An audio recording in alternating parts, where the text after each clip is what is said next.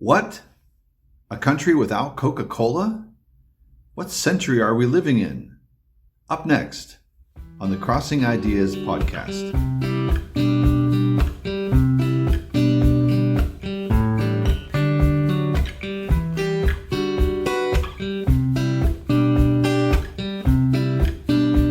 Welcome to the Crossing Ideas podcast. I'm Mark Sasse. This podcast focuses on understanding today's world through the lens of a lifetime of international living. Episode 3, Vietnam, BC, before Coca-Cola. How capitalism saved Vietnam. How do you define a poor country? Could the lack of a Coca-Cola bottling plant be the litmus test? Perhaps. Does the presence of an unnecessary yet delightful soft drink help define a society that in the very least is trying to embrace a small part of the global economy? Maybe. I arrived in Vietnam at Noi Bai Airport north of Hanoi in August of 1994 with my wife and small child and 2 other teammates who were tasked with teaching English. The ride home. If anything stands out about that first few months in Vietnam in 1994, it was the ride home from the airport. It was at night. Sheets of rain, unlike I had ever seen before, just poured down. We were picked up by our university in a van, and I was absolutely dead tired. I remember my head flopping around in the back seat like a Raggedy Ann doll. We had to get to the city of Haiphong, which is a quick jaunt from Hanoi if you are in Vietnam today. But in 1994, it could take 4 hours to get to Haiphong, depending on the circumstances. There were 2 one-way bridges that also shared the span with a train. So if you happened to catch a train going over the bridge, you could be waiting a long time if you had a convoy of vehicles in front of you. I remember the scenes well. Many times, the vehicles would pull up to the bridge, and at one point, they would just turn off the car. People would get out. They would have a snack. There were people selling things there because the wait time would be brutal. Anyways, we're in the van heading to Haiphong. Now, we're not on a highway like they have today. No, this road had potholes. It was anything but smooth, anything but comfortable. At one point, I had fallen asleep. And suddenly the van screeched to a halt and my head snapped forward and the lights of the van's headlamps were shining on a drenched group of massive gray, big-horned water buffaloes. And I remember them just staring. It looked like they were staring at us. And they stared at us like they were asking me a question, like they were looking at me saying, "What are you doing here? What's an American doing here in a place like this?" Indeed. Great question. My arrival in Vietnam happened just months after the U.S. lifted the trade embargo against Vietnam. There hadn't been Americans in northern Vietnam in decades. It really was like walking back in time. 1994 was only 19 years after that last U.S. helicopter lifted off of the Saigon embassy in 1975, which ended the Vietnam War. 1994 was just a few years after the Vietnamese government had moved away from what they called the Thời Bao Cấp, the period of time where the government provided, or what we might call a command economy or a socialistic economy. There were no Western products. Coca-Cola had yet to arrive in Vietnam. And in the 20th century, when a country was opening to foreign investments, soft drinks were typically one of the first ones in. They were attractive and they were cheap. On occasion, I would see a bottle of Chinese Coca-Cola. When I was curious enough to buy one, it was very flat and quite miserable. And who knows, it could have been a bootlegged version. Very possible. Things were just different. Everything was different around me. We had a baby at the time, and we used cloth diapers. And the school provided us with the washing machine, but the washing machine had a separate wringer, so you had to reach in to take out the wet diapers to put it in the wringer just to get the water out of the diaper. But hey, can't complain. We had a washing machine. No dryer, but we had a washing machine in a country where there were very few washing machines. There were also very few cars that you would see. And the ones that you did see were often very old. Many of them were the old Soviet Lada cars. You can Google it if you want to see what they look like. And there were very few motorcycles. And the ones that you would see were the old Soviet Minsk bikes. Bicycles were still king. I bought a Chinese bike, the best I could find, and I found a little bamboo seat which I strapped to the back so I could take my daughter for a ride. And boy, did we ever stand out. They were still calling foreigners there Lienso, Soviets, because they were the only Westerners around during the previous 15 years. Now, the Vietnamese loved my blonde-haired daughter, but they kept scolding us for allowing her to throw her hat off when she was sitting in the back of the bicycle. And it would say, Nang, bright, sunshine, the sun's going to get her. Stay out of the sunshine. But it's futile. You know, a child's going to whip it off, so there's nothing you can do about it. We were just different in everything that we did. We would travel to Hanoi on occasion, sometimes by train. Other times, if the school was sending a van, we would catch a ride. You could buy cheese in Hanoi. So yeah, we had to get there from time to time to buy cheese because we had yet to find a place in Haiphong that sold cheese. Even peeing was different. I remember once I was traveling with some school officials to Hanoi and back, and I was with one of the officials. He was a very well-educated man, spoke wonderful English, and the van stopped at the side of the road, and he asked, "Mark, do you need to make water?" I knew what that meant. I said yes, but I looked around. I didn't really see any place to do that, but all of them, they just kind of lined up at the edge of the rice field and let it go. It was the outdoor stalls. And actually, if truth be told, one of the nicest bathrooms I had ever experienced in Vietnam. It had beautiful scenery and fresh air. What was I seeing in 1994 Vietnam? I didn't know. I was still a young man myself. But as I learned and I started reading and I started listening to the people around me, I began to hear about Thời Bao Cấp, the time when the government provided. And without a doubt, the word I heard over and over to describe that period of time was, without fail, khổ, miserable, misery. That period of time began right after the Vietnam War, right up until about 1985-86, when things started to change in Vietnam. Vietnam was a country of rice without rice. It was a country of abundant natural resources with no method to use them. It was a country with an abundance of food, with people literally starving. And this last point was crucial.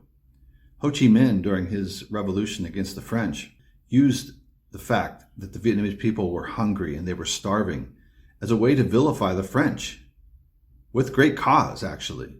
There was tremendous famine in Vietnam under French rule, and the French had warehouses full of grain which they would not distribute to the people who needed it. This was an important issue that the communist rebels used against the French. But now, with the communists in charge, with the war in the past, we had a problem. You would have people in the early 1980s from the countryside straggle into Hanoi, starving to death, literally. One of my students would tell me about how there was no rice for them to eat, and they had to eat this low-quality grain that came from Eastern Europe, the type you might feed to your livestock. That's all they could get. It was khổ, miserable. The communists realized they had a big problem on their hands. But before we get to the solution, I want to dig in a little bit more about Thời Bao Cấp, the time the government supplied. Bicycles. If you had a bicycle during that time, you might be considered rich. You could be stopped by the authorities and asked, how is it that you can afford a bicycle? A chicken. Now, let's just say that you were fortunate enough to have a chicken that you were able to cook one day. There are stories that people would close up the house. They would cook way in the back, trying to stop the aroma from wafting out onto the street, just in case someone might wander by and think, how could they afford to cook a chicken? Those years were often called the brick years. There was long lines that people would have to wait at the government-funded stores to get their items or to get their rations of supplies or whatever that might be. But they would wait for hours and hours and hours on end. And so people would bring bricks and they would write their name on the brick and they would put it in line to save their place in the queue. This was the reality of the Toi Bao Cup. But if you go to Vietnam today, you'll be stunned by the commercialism that you see, the vibrant markets, the street vendors, the malls, the storefronts on every street. But none of that existed in the time when the government supplied. And this is the irony. It was called the time when the government supplied, but you see the problem. They supplied basically nothing. This parallels what had been going on in China. There was the turmoil of the Cultural Revolution under Mao Zedong in the 60s and into the 70s and until the time of his death in 1976. His successor, Deng Xiaoping, opened up the economy, focusing on what he termed the four modernizations: agriculture, industry, defense, and science. And they lessened the quotas for rice production, meaning that farmers could keep for themselves and sell that which was above the government required quotas. And guess what? Production soared. Incentives. You will do more if it benefits yourself. We are inherently greedy that way. But this is not a mystery. I've been a teacher for the last couple of decades, and a student will do anything if it benefits themselves. But put them in a group where their individual contributions may not be weighed as important, and they will attempt to do as little as possible. I remember one example from my own life. Senior year of college, I was building with a couple friends. We were building a wall for one of the professors, and we were getting a certain rate. And we were slogging along at a steady pace, making what I thought was good progress, but he wanted it done quicker. And so he said, I'll give you this much extra if you get all of the work done by Friday. So it was the same amount of work overall, but a little extra incentive. So we kicked it into high gear and we got it done.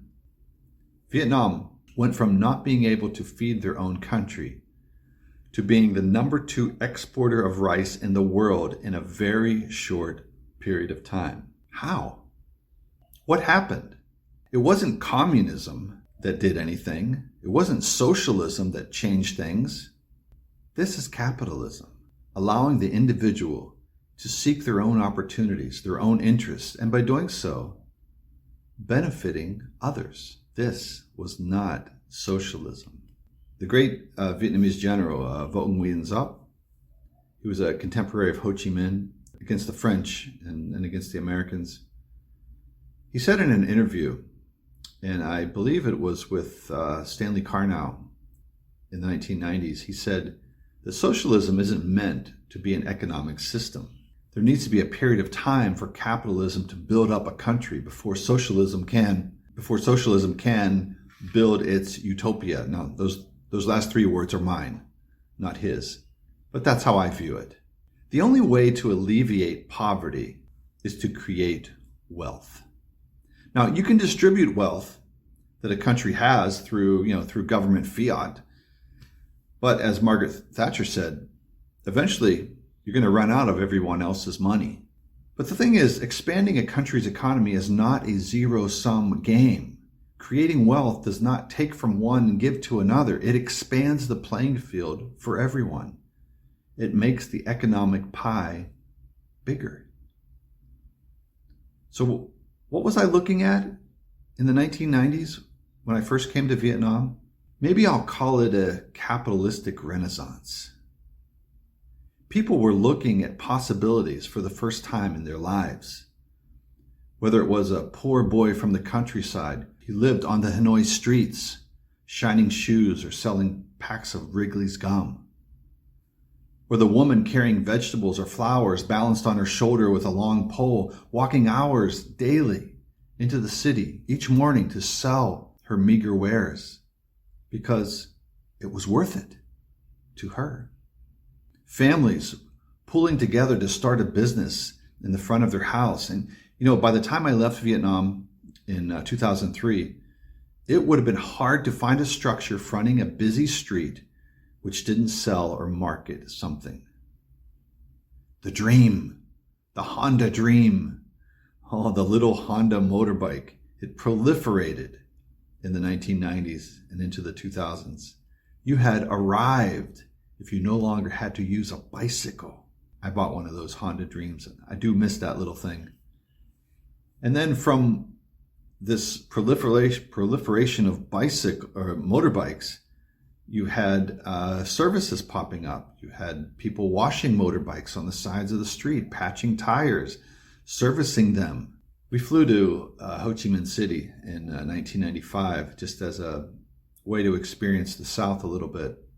And we heard that there was a Baskin Robbins. And we were dying for something like that. And we went to Baskin Robbins, I believe, pretty much every night that we were in Hanoi. And I still remember the figure. We blew $28 on ice cream that week. Now, that was a huge sum back in 1994, especially considering the salaries that we were getting. And it wasn't long until that iconic ice cream shop opened in Hanoi, too. We moved to Hanoi in 1997, and one of my neighbors there told me that, lots of people could afford a car, but the roads and the infrastructure are so bad, so they didn't buy one. Not yet. There was just tremendous, tremendous economic growth all around. You would see five-star hotels. The Daewoo Hotel opened up in the late 1990s. The Hanoi Opera Hilton opened up. We got a king suite, probably one of the nicest hotel rooms I ever had in my life, at the Malia Hotel. It was a 5-star that opened in the late 1990s. And we got it for just a fraction of what it would have cost anywhere else in the world. And it was especially during that 1998 economic downturn. Everything was so incredibly cheap for a foreigner like myself. But you had foreign manufacturing plants starting to pop up outside the city, and huge numbers of people would apply to work for the foreign corporation. Hope. There was hope for the first time in a generation. Hope that a parent's child would have a better life than they had. So from my experiences, when someone in America bashes capitalism, I usually chuckle to myself. Recently, Bernie Sanders is on a book tour for his new book called It's Okay to Be Angry About Capitalism. And yet, he's charging $95 through Ticketmaster to attend these events. It's one of these things I just say, God bless America. Good for him. But I will admit, the commercialization of Vietnam does make me a little sad, even for an ardent defender of capitalism that I am. When I heard about that they opened a KFC near the iconic Hoan Kiem Lake in the center of Hanoi, I cringed a little bit. I was a little sad about that. I was like, couldn't there be a middle ground where people could thrive in their own culture without the globalization? But that is a fantasy. It's not the world we live in. The homogenization of fast food culture and now mass media consumption is just part of the economic climb of capitalism. The good with the bad. Give me a bowl of pho on a dusty Vietnam street corner any day of the week over a Big Mac. And if you had listened to episode 2, you'll truly understand how far I've come. But who am I to decide for everyone else? Shouldn't they get to experience McDonald's for themselves if they want? And they can decide if they would prefer the Big Mac or a bowl of pho. It's hard to imagine the changes that have occurred in Vietnam for these past 30 years since I moved there. But make no mistake about it, The changes occurred because of one thing: capitalism. Capitalism saved Vietnam. So go ahead and rail against the free market if you like, but I saw with my own eyes and heard with my own ears what a society without capitalism, without open markets, really looks like.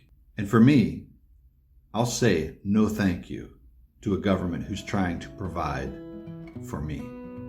Thanks for listening to the Crossing Ideas podcast. Coming up in episode 4, my life as a spy, even though I wasn't one. That's next time on the Crossing Ideas podcast. I'm Mark Sasse. I'd love to hear your comments. Make sure to click follow for all future episodes. Thanks for listening.